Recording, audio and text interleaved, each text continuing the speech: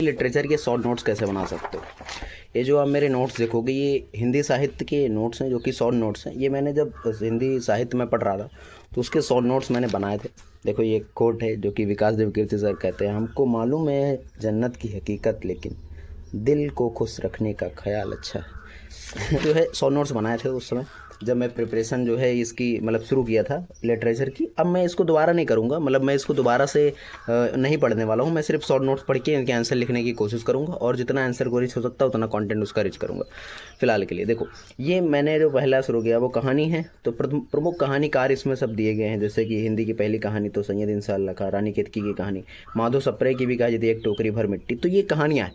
अब देखिए कहानियों को मैंने छोटा सा कैसे, कहानी के तत्व क्या होते हैं, उद्देश्य, कथानक, वस्तु, पात्र या चरित्र, वातावरण, भाषा शैली, संवाद, कथोपकथन। तो जैसे मान लो आंसर लिखना तो आप कहानी के तत्व के हिसाब से आप हर एक कहानी को तोड़ मरोड़ के लिखोगे। तो हिंदी कहानी का इतिहास क्या है, प्रेमचंद्र पूर्व काल, प्रेमचंद्र प्रसाद युग, प्रेमचंद्र पश्चात युग, तो उत्तर प्रेमचंद की नई कहानी, परिवर्ती कहानी। तो इस तरीके से मैंने शॉर्ट नोट्स इस्तेमाल किया। देखिए ये जो मैंने हिंदी लिटरेचर के नोट्स है देखो कितने ज़्यादा शॉर्ट हैं कि इतना पढ़ने के बाद आपका बहुत ज़्यादा चीज़ें हो जा रही हैं, समझे कि नहीं।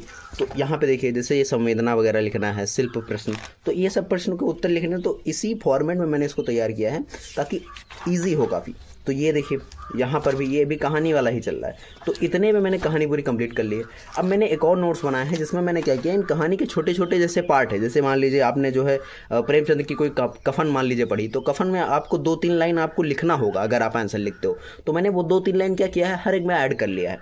जैसे अगर प्रेमचंद की कहानियों में आपको क्या दिखे, स्त्री विमर्श दिखे, जैसे सदगति है, गुली डंडा है, कफन है, दूध का गाज है, तो काम है। तो ये सब में क्या किया मैंने कि इन सब के 2-2 लाइन के मैंने नोट्स जो है अलग से कॉपी में बना रखे। तो जब आंसर लिखेंगे इसका स्त्री विमर्श अगर उसमें आता तो मैंने वो 2 लाइन वहाँ पे लिख देनी। तो इस तरीके से करके भी आपको बनाना पड़ेगा ताकि आंसर काफ़ी रिच हो, ठीक है।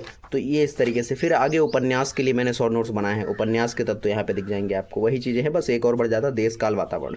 तो ये उपन्यास है, फिर उनका विभाजन किया गया है किस तरीके से, वो सब है इस तरीके से। फिर यहाँ पे आगे देखोगे तो हर एक जो उपन्यास है, महाभोज, तो इसकी संवेदना, इसमें कैसे इसका नामकरण की प्रासंगिकता, ये सब पूछता है ना एग्जाम में, इसलिए तो मैंने इसको रख रखा है। अब इतना कंटेंट अगर आपको पता है तो आप आंसर लिखने का प्रयास करिए। आंसर आप लिखेंगे तो आपके आंसर बढ़िया बनेंगे। इसी तरीके दिव्या यशपाल, तो इन सब की है, दिव्या जो है यशपाल द्वारा लिखेगी, तो इसका मैंने इसी तरीके से बना रखा है। फिर यहाँ पे गोदान है, गोदान का मैंने इस तरह एक पेज में लिख रखा है। मैलाचल है, इसका मैंने एक पेज में ऐसे उतार रखा है, ठीक। फिर यहाँ पे अब नाटक शुरू हो जाते हैं, तो प्रमुख नाटककार जो इसमें होंगे उनका आपको इतिहास पता होना चाहिए। जैसे यहाँ पे जितने भी नाटककार हैं उन सबको आपको लिखना पड़ेगा। जो आपके सिलेबस में दिया गया नाटक, जैसे भारत दुर्दशा और स्कंदगुप्त आपके नाटक में है, आषाढ़ का एक दिन आपका नाटक है, तो इनको आप शॉर्ट नोट्स में तैयार कर लिए हैं, है ना, ताकि इनको जब आंसर लिखे तो ज़्यादा दिक्कत ना हो, आप यहीं से निकाल ले। बाकी जो नहीं आंसर आ रहा है उसको आप फिर देखें और उसको फिर सॉल्व करें।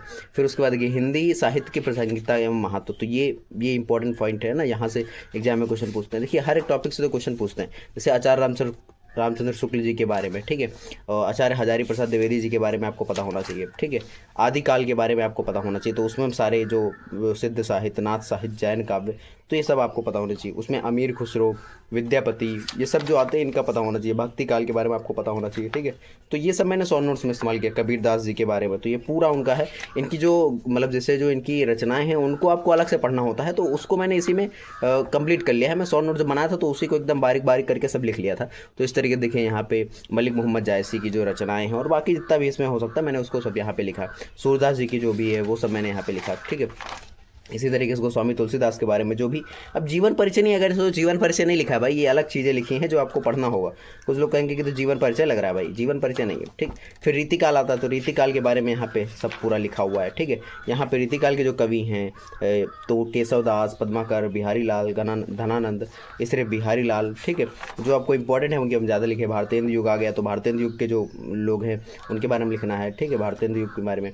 उसके बाद द्विवेदी युग आ गया, तो द्विवेदी युग के बारे में आपको लिखना है। तो इस तरह मैंने शॉर्ट नोट बनाया। भारतेंद्र हरिश्चंद्र के बारे में, मैथिली षटगुप्त, अयोध्या सिंहगुप्त और हरिऔध, तो इन सब के बारे में मैंने क्या किया, छोटा छोटा लिख लिया, बहुत ज़्यादा नहीं। भारती की मैथिली षटगुप्त लेखक है तो उनके बारे में मैंने लिख लिया। अब होगा क्या इससे कि आप पूरा नहीं पढ़े हो कोई दिक्कत नहीं, लेकिन जितना आपने पढ़ा है उससे आप क्वेश्चन बना सकते हो। छायावाद है, तो यहाँ पे आप इससे शॉर्ट नोट से इस्तेमाल कर लोगे। इससे होगा क्या कि एग्जाम के टाइम आप रिवीजन करोगे तो आपको बहुत ज़्यादा आसानी होगी आंसर लिखने में और रिवीजन करने में। सबसे इंपॉर्टेंट रिवीजन, क्योंकि आपको चीज़ें पता होंगी तो आप उनमें आंसर लिख पाओगे, क्योंकि आपको पता है मतलब इतने सारे आंसर लिखने होते हैं तो उनमें आप आपको सारा सिलेबस याद होना चाहिए, तभी आप लिख पाओगे। तो शॉर्ट नोट्स बहुत इंपॉर्टेंट होते हैं। जब मैं तैयारी कर रहा था तो उसी समय इसके जब तैयारी कर रहा था ऑप्शनल की, तभी मैंने बना लिया था। ये बहुत फायदेमंद होता है अगर आप उसी समय बना ले तो, वरना बाद में फिर आप सोचते रह जाओगे, बनेगा नहीं। राम की शक्ति पूजा तो ये उसका पूरा है ये, क्योंकि यहाँ से क्वेश्चन काफ़ी बार आया है तो मैंने इसको ज़्यादा कर लिया। कुकुरमुत्ता जो है उसका मैंने लिख लिया इसी, कुरुक्षेत्र, असाध्य वीड़ा तो अज्ञे की है ये, ठीक। ब्रह्म राक्षस मुक्ति बोध, तो इस तरीके से मैंने यहाँ पे सब बना रखा है, ठीक। तो ये पूरा जो खत्म हो जाता है एक पार्ट। फिर दूसरा यहाँ पे मानक हिंदी की व्याकरण संरचना, तो ये मैंने इस तरीके से शॉर्ट नोट्स बना रखे हैं, ठीक है। इस तरीके से आप देख सकते हो मैंने बना रखे हैं सारे शॉर्ट नोट्स। तो आपको भी शॉर्ट नोट्स बनाने हैं, ठीक है, इस तरीके से ये देख सकते हो आप लोग, ठीक है।